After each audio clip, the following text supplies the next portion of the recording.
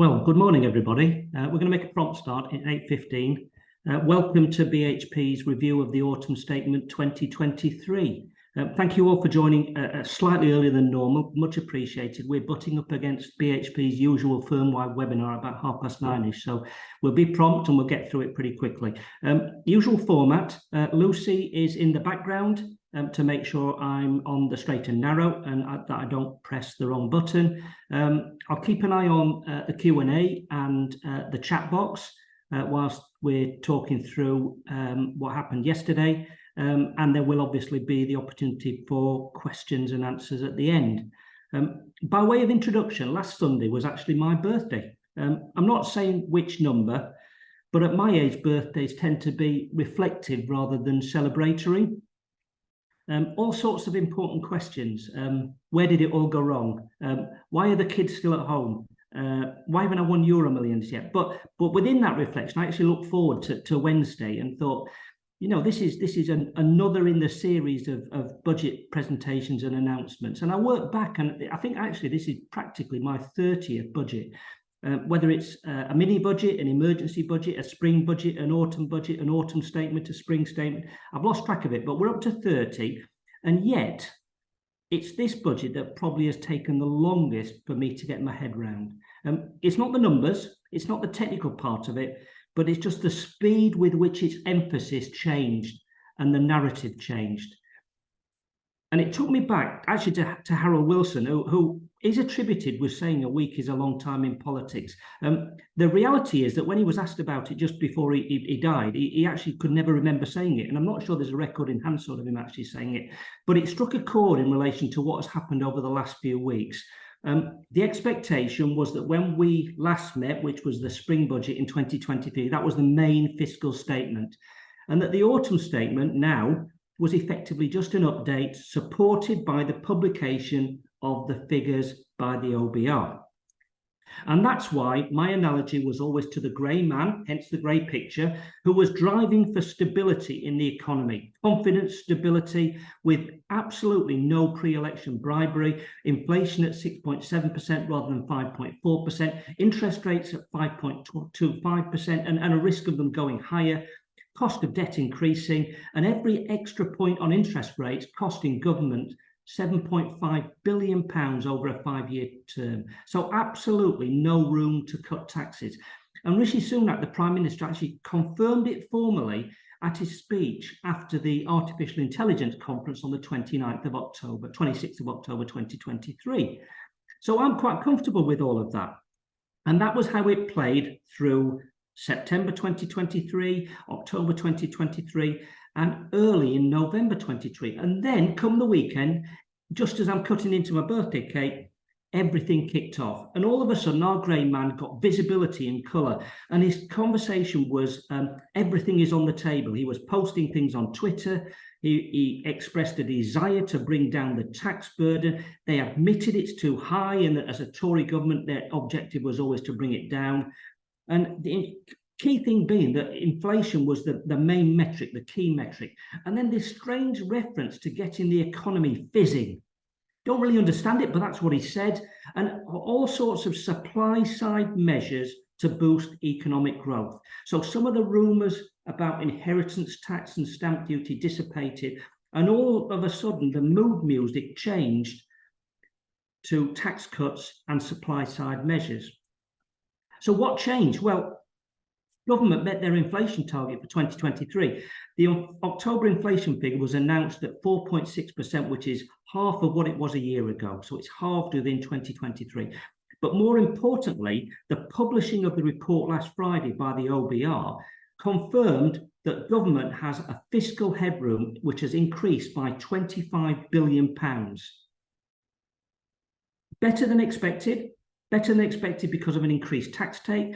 Higher prices lead to higher VAT. And also we've had frozen allowances and rates for a number of years, and the stealth tax and fiscal drag results in an increase in the fiscal headroom. So it gives them the wriggle room, the opportunity mathematically to do what they need to do. And that was the sea change. My concern and I'll say it openly, is it too soon to flick this switch? You know, inflation, whilst at 4.6%, is still double the Bank of England target of 2%. And the OBR figures show that actually it's going to take us longer to get to that 2% than we anticipated. Interest rates stabilising at 5.25%, but has the Bank of England really finished? The last meeting, obviously, they confirmed that they were going to hold rates, but there's still a risk that if demand isn't dampened, you know, they'll have to increase it another point. So we're not out of the woods as far as interest rates are concerned.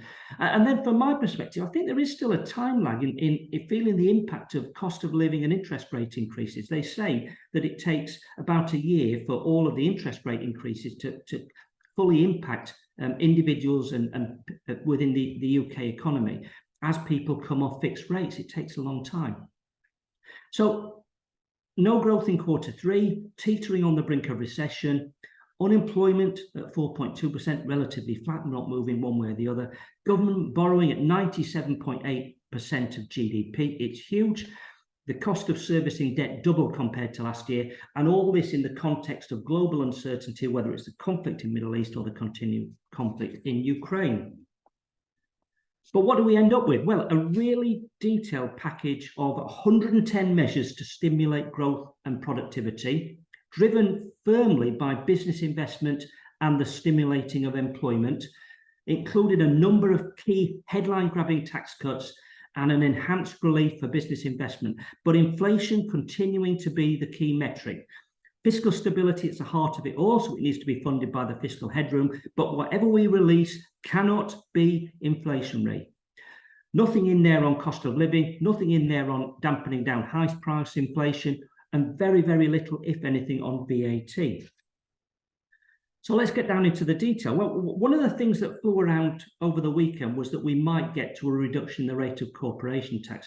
That never occurred. So we know that corporation tax is now 25%, and that applies where your profits exceed £250,000. If your profits are below £50,000, then you pay tax at 19%. And in between, you've got this marginal band where your marginal tax rate is 26.5%. I think government saw it as a bridge too far to sort of reverse corporation tax back from 25% to 19%. They're not convinced that a low corporation tax rate incentivizes investment or increases productivity, which is why we'll move on to the other measures that were introduced. And the only other thing we need to know is that the definition of associated companies has changed from the 1st of April and has been extended to include all companies under common control, rather than those that are just direct subsidiaries. So it's likely that the rate is higher by 6%. That's not insignificant. And it's likely the limits by which you are judged as to what rate have been reduced by the fact that they're divided by a higher number of associated companies. And you probably need to do the mathematics. The big headline was in relation to capital allowances and in particular full expensing. If you recall, the annual investment allowance has been around for a while. It was set permanently at a level of £1 million rather than reverting to the original idea of £200,000. A good thing. Alongside this, as a sort of replacement to the super deduction, government introduced 100% first-year allowance on all expenditure by companies from the 1st of April 2023, but curtailed it by end of March 2026. And the big statement yesterday was that curtailment has gone and that full expensing has now been extended indefinitely, or certainly indefinitely within this government. So you've now got the AIA giving you £1 million of tax relief. You've now got an uncapped relief of whatever you spend above that on qualifying plant and machinery, which in this case is new and unused plant and machinery, not applicable to cars, but that was always the case.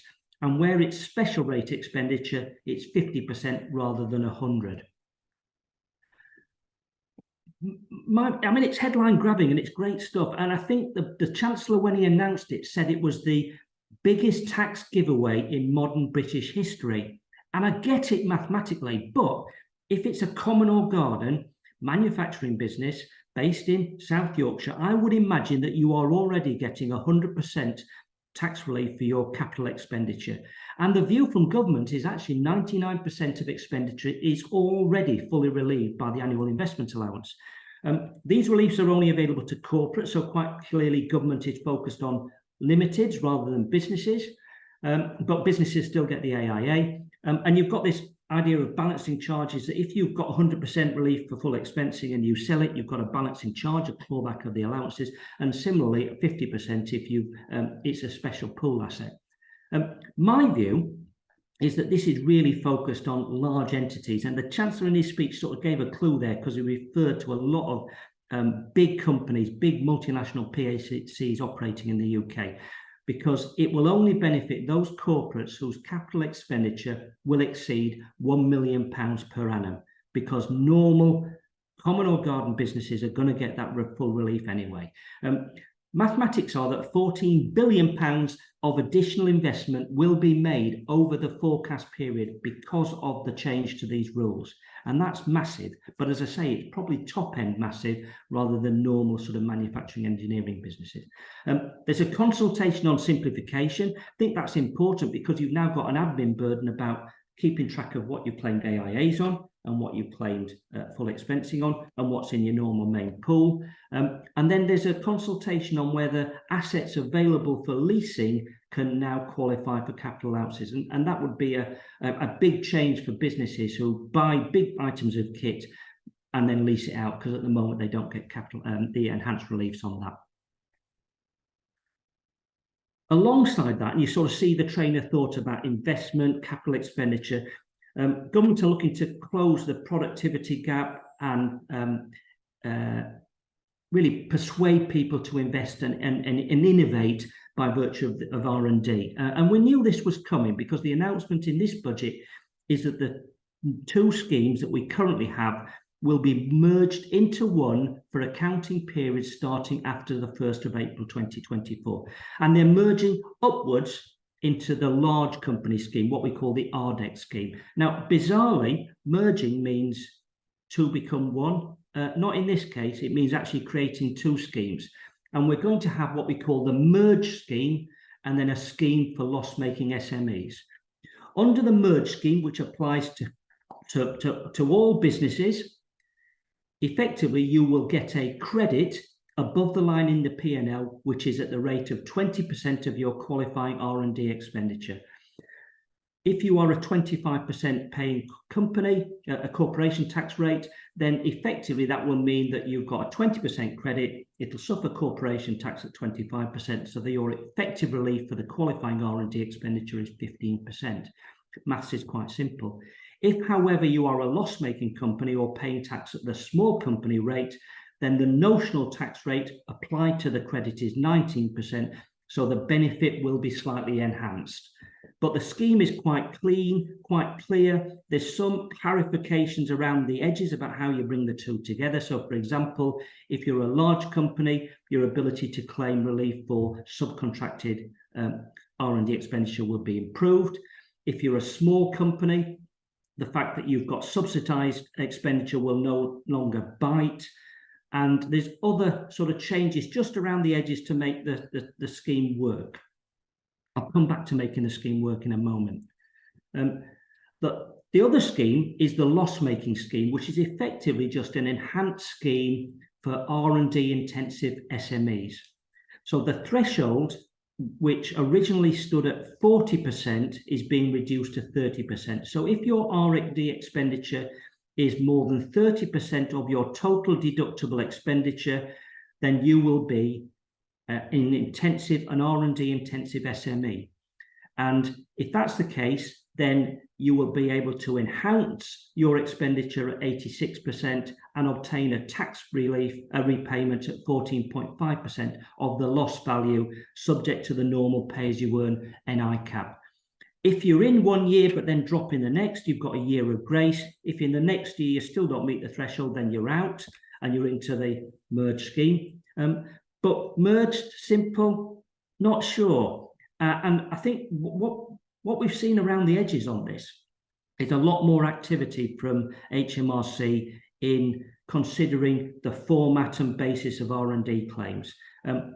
once the budget had been announced yesterday, we're part of an industry group that sort of consults with government on R&D generally, and we got a notice from the HMRC representatives there that said, it's great that the merge scheme's around, the legislation's here now, so we're going to work and make sure it sort of does what it was meant to do.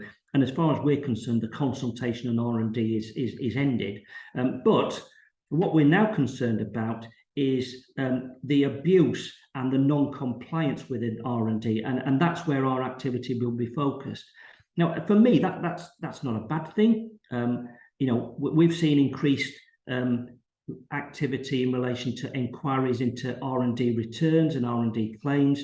It's no bad thing for us because our claims are structured in the right way, and we're very robust in dealing with them, and we know that the way we do things fits in with the rules. But it's quite clear that government is actively trying to force people out of this marketplace where they don't do it in that way. As we move from sort of two schemes into merge scheme with loss-making R&D intensive SME next to it, it's clear that if you're doing R&D, you'll need to talk to an advisor that's really up to speed and red hot in relation to RDEC claims, because that's where it sort of flows into. And obviously, BHP, we think we're there, so we're happy to help you. Bizarrely, we had an inquiry about a year ago where we actually asked the revenue, now we've come out the other side of it. Are you happy with what we submitted and how we dealt with the inquiry and the way we dealt with your questions? And the confirmation from the revenue was absolutely yes. So I think we're doing it the right way, and the measures here about making it a streamlined scheme, merging things, and making sure that those that don't comply are pushed out in the marketplace or actually have their claims denied. A couple of things on EMI options. The government is clearly looking to simplify the process of granting options. So we knew that there were changes afoot. So from April 2023, there's now no need to include details of any share restrictions within the actual option agreement. It'll come in the Article of Association. Similarly, from April 2023, the requirement for the company to show that the employee has signed a working time declaration has been removed. It's just taken as read that you've considered it. The big change is that from April 2024, the notification deadline is extended from 92 days following the date of grant to the 6th of July following the end of the tax year within which the options are granted. Now, the 92 days was an absolute drawbridge, and if you failed it, your option was a non-qualifying option. So it's helpful that it's been extended. It's been aligned with the annual returns you now need to do from an EMI scheme, so you're not having to revisit things twice. So I quite like the sound of that. And generally, EMI still seem to work pretty well in terms of incentivising and retaining key employees and really looking to make sure that they participate in the value that they create. Quick slide on investment zones. These were introduced in the Spring Budget 2023 and was where government was working with devolved administrations to drive growth and unlock housing. And the timeline for that was initially 5 years, but the sunset clause and the timeline has been extended now to 10 years, which means that you've got a longer period to deal with simplified planning process, 100% business rate relief, getting people in there, getting people employed, saving employers NI, all the reliefs around it will become fully formed and have more impact, I think, than they would have done on a relatively short 5-year timeline. There's 3 further investment zones being introduced, West Midlands, East Midlands and Manchester. Certainly worth looking at if you're looking to invest or relocate to certain areas. Okay, I talked about the step change in the Chancellor's approach and his visibility in colour and the sort of dialogue about what he was going to do. And some of that did start to talk about reductions in income tax rates. I think the concern around that is that government feels that that's directly attributable to inflationary pressures. If you reduce income tax rates, people get more money, they spend it, and it drives inflation. And as I said at the start, everything around this is trying to make people feel better off, but with fiscal stability and without inflationary pressures. So I think they felt again that in this case, this was a bridge too far. So there's no change to the rates, and all of the income tax and national insurance thresholds continue to be frozen until April 2028. Alongside that, that really sort of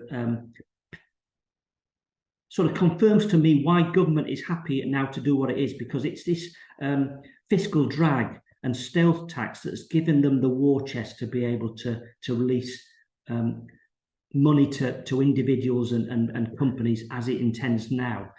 And I think, you know, we need to get our heads around that, because in reality, we are all paying more tax than we were sort of 3-4 years ago, significantly more tax. And cynically, all we're really doing now is giving back a bit of what we've already paid. The mathematics of it are massive, because whilst the fiscal headroom based on the OBR figures last Friday were 25 billion, if it had continued another year, it would be 50 billion. So it goes a little bit more to, you know, was the switch flicked a little bit early? The inheritance tax threshold is frozen until April 2028. The additional rate threshold is reduced to 125, 140, stays where it is, and that's when you lose your personal allowance. And then we've got the final chipping away at dividend thresholds and CGT exemptions, in that the amount that you can receive as a tax-free dividend is reduced to £500 from April 2024, and the annual CGT exemption is reduced to £3,000 from April 2024. CGT exemption I sort of get. You've got a choice. You can either sell it or you don't. CGT rates are still relatively low anyway. So you might decide that even though the allowance has been reduced, you'll still sell it and pay a CGT at 20%. Dividend threshold I struggle a little bit with, because the original framing of this by government and the Chancellor was that at £2,000 of tax-free allowance, you really exempted from tax any investment portfolio held by a pensioner, if you want to call it that, somebody retired. And so actually in reducing it from 2,000 to 1,000 to 500, you are biting slightly the sort of people that you're meant to be helping. This was the next set of headlines. And I think this flowed from the idea that they decided not to reduce income tax rates, in that they were looking to sort of change the tax burden on individuals. And if it's not income tax, then you flow immediately to national insurance. And I think the dialogue around that is, if you're doing it via national insurance, you're sort of rewarding work and burden of self-employed people, or the engagement with employees, rather than sort of saying, well, actually, it's your income tax bill. So Class 2 national insurance, the stamp, is currently £3.45 per week from 2023-2024. From 6th of April 2024, self-employed people with earnings above 12,570 will no longer have to pay their stamp, but will still receive full access to contributory benefits, including the state pension. Those with profits between 6,725 and 12,570 will continue to get access without paying, as they do currently, so no change there. But I'm struggling with, and I still don't know the answer to this, is that those with profits less than 6,725 who choose to pay Class 2 voluntarily to get access to contributory benefits and the state pension will continue to be able to do so. So hang on, you earn more than 12,570, you don't have to pay anything, you still get it. You earn more than 6,725, you don't have to pay, but you still get it. But if you're below that, you need to pay to get it. Go figure.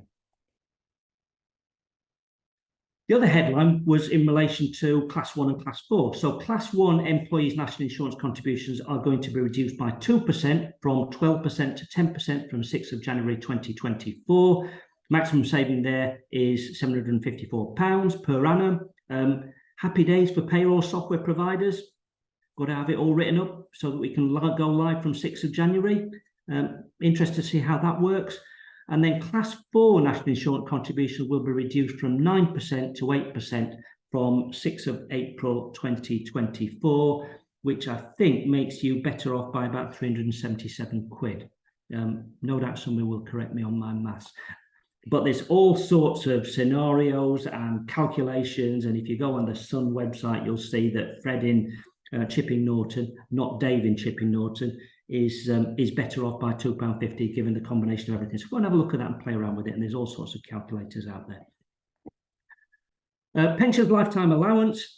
We knew that the lifetime allowance charge was being removed, and it was removed from the 6th of April 2023. And this has been a game changer in relation to pension planning, because now people are able to continue to fund their pensions without the risk that anything above the lifetime allowance will be taxed at 55% of the excess. Government will now formally legislate to remove the lifetime allowance from the legislation, and it will be in the Autumn Statement Finance Bill 2023. The tax-free lump sum will still be 25% of the current LTA, so 268,275, that's the lifetime allowance, that's going to be stuck. Those who had protected their rights will, however, still be able to take 25% of the protected level. So it's become very clear-cut how it works. And the only thing alongside this was an announcement that they're consulting on what they call the lifetime pot, which is where an individual can have all their pensions in one pot, so they've got control and visibility of it. Lots to work through on that and lots of practicalities, but it seems a sensible idea. Stamp duty, nothing. And that was one where we thought, firstly, stamp duty would maybe be enhanced for first-time buyers. Certainly, the threshold is sort of the 625 is a higher level, but is it reflecting the sort of inflation in the house market? Don't know. So you've got the increase in the threshold from 125 to 250. A further increase for first-time buyers from 300 to 425, and the maximum value of a house for first-time buyers has been increased to 625,000. But no other measures to either dampen the house market down or to make sure that it's focused and targeted on those who need the support most. So probably an own goal there, because I think actually you could have done something quite sort of attractive and helpful. A miscellany of other measures. We talked about the abolition of the pensions lifetime allowance and the fact that's going to come. The commitment to the triple lock for pensions was honoured, finally. I never thought they wouldn't. So the increase in your pension will be 8.5% rather than the lower inflationary figures. So that's good news. Interpretation of VAT and excise law. RIULA. So RIULA is the retained EU law, open brackets, Revocation and Reform, close brackets, Act. And what it really says is that where there is UK law and when there is EU law, then UK law trumps EU law in relation to VAT and excise duty. And I think in simple terms, that sounds like they're just trying to deal with the parameters of Brexit and how do we consider the rules, and gets us to a point where actually if we want to do something, we can't sort of be swamped by EU law.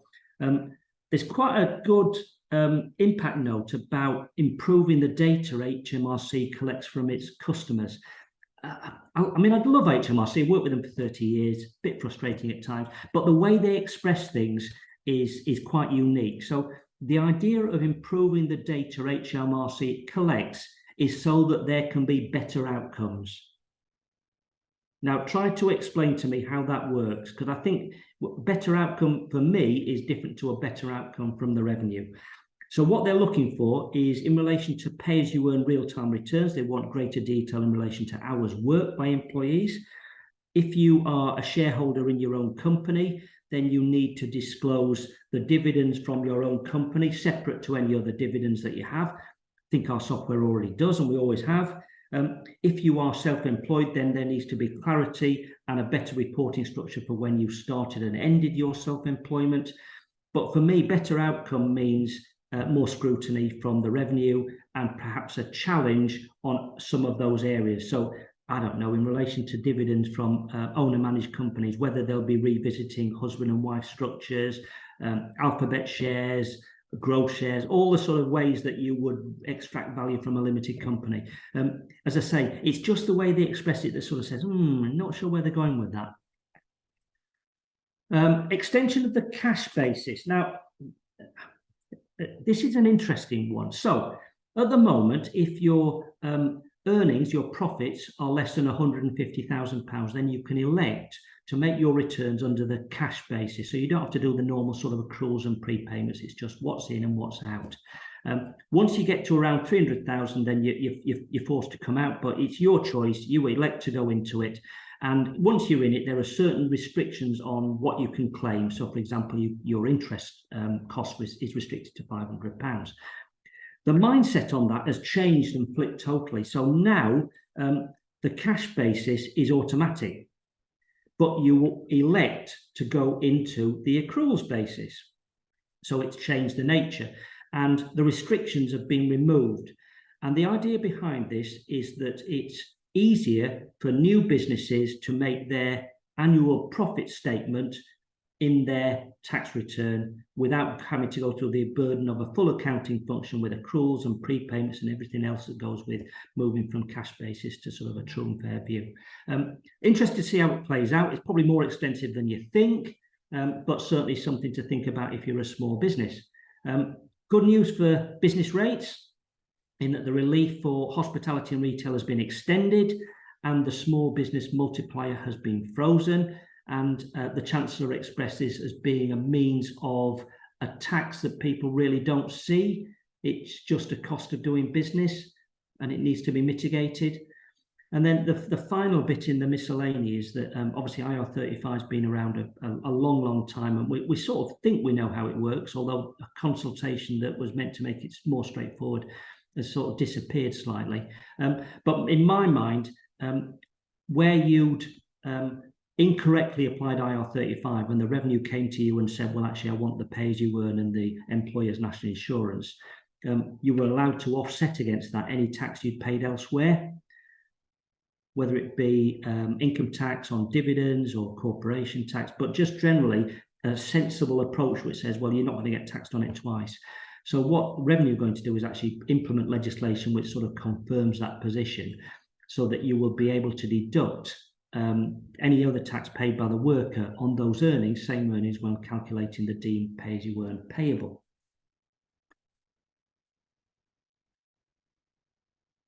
So working through it, where does it get me to? Well, it brings me back slightly to last October, November, and Trussonomics. And believe me, that is a word now.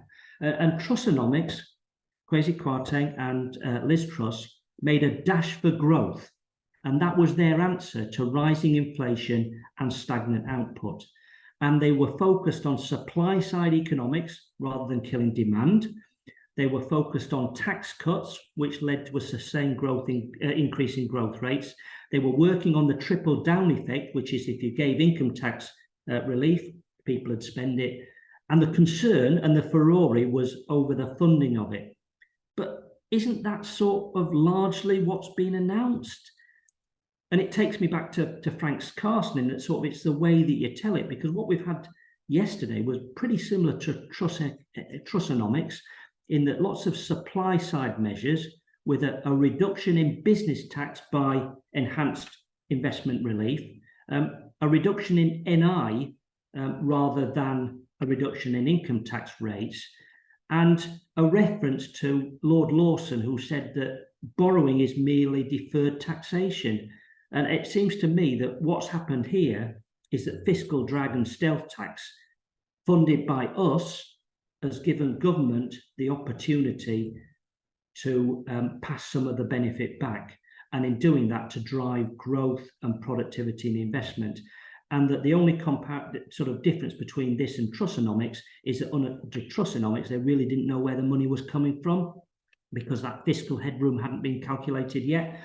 So it'll be interesting to see where it goes, but you know, I'm sort of committed to it at the moment, and I sort of, I mean, I enjoyed the budget speech, and to be fair, he came across rather than the grey man as somebody with a bit more cover, which sort of gets me to a couple of sort of funnies from things that sort of struck a chord with me in the presentation. In that the reference to cutting NI for self-employed workers was linked to plumbers and builders, which I think is great. I mean, the lifeblood of our economy, and they get things done. And you know, as he said, they delivered in the pandemic when others couldn't. But what he referred to was builders working at weekends. Now, firstly, can you get a builder? And secondly, the only builders I see working at weekends I know are fiddle jobs. So that's why this builder here is hiding his face, because I think that's probably a poor reference. Let's go back a stage, I think. No, that's the last one, that's fine. So I've sort of lost a couple of slides there, but there were a couple of other bits within it that sort of struck a chord. There's a reference to a concierge for inward investment. And it made me laugh, and it made me laugh because I imagined Inspector Clouseau turning up at sort of a hotel and sort of looking forward to his concierge and butler, and then obviously you've got Cato flying out of the cupboard and beating him up and having a fight. And I just thought, that might be one way to enhance people, to get them into the UK and retain and invest. And then the final bit links actually to this final slide on Yes Prime Minister, in that there's a stat that came out and was published in the Times and the Sunday Times over the weekend, which looked at the number of ministerial changes since 2016, and it's tangible. Slides not come through, so I'll read it to you. So housing ministers, we've had 13. Education secretaries, we've had 9. Home secretaries, we've had 8. Business secretaries, 8. Chancellors, 7. Foreign secretaries, 7. Health secretaries, 7. Prime ministers, 5. Now, I don't know about you, but in our business, it's about continuity, it's about congruence of objectives, it's about relationships, it's about understanding. And the fact that there are all those ministerial changes going along in the background, I don't think can help the strategy of how we deliver this country back to where it needs to be, to sort of re-engineer UK PLC. And I think the fallback for us was always that we looked to Yes Prime Minister, because we knew that Paul Eddington probably hadn't got a clue, or in Boris's case had a difficulty in understanding the data, but there were always rock solid public servants behind them that understood how you delivered strategy and implementation. We don't get the guys on the left, we get the guy on the right, Dominic Cummings, aggressive, swears a lot, deals with things on WhatsApp, strategically and politically driven with his own agenda. And it seems to me that that's changed the thrust of how we work through things. I'm sorry that 2 of the slides disappeared. That's a bit of a shame, because it sort of took the flow away.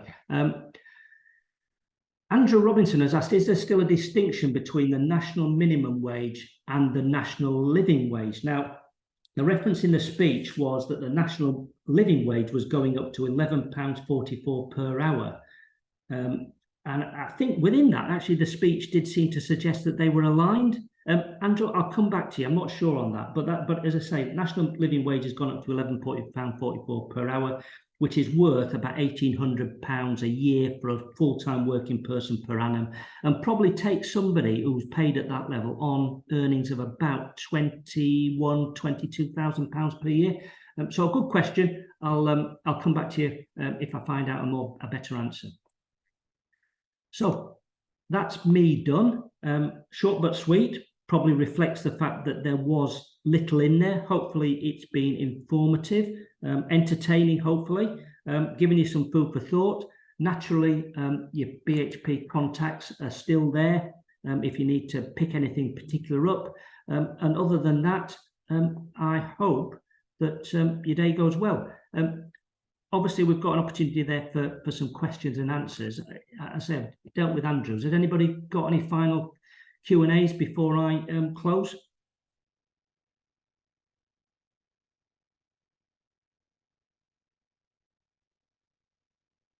We're done. Thank you very much, everybody. Great day. See you soon. Take care.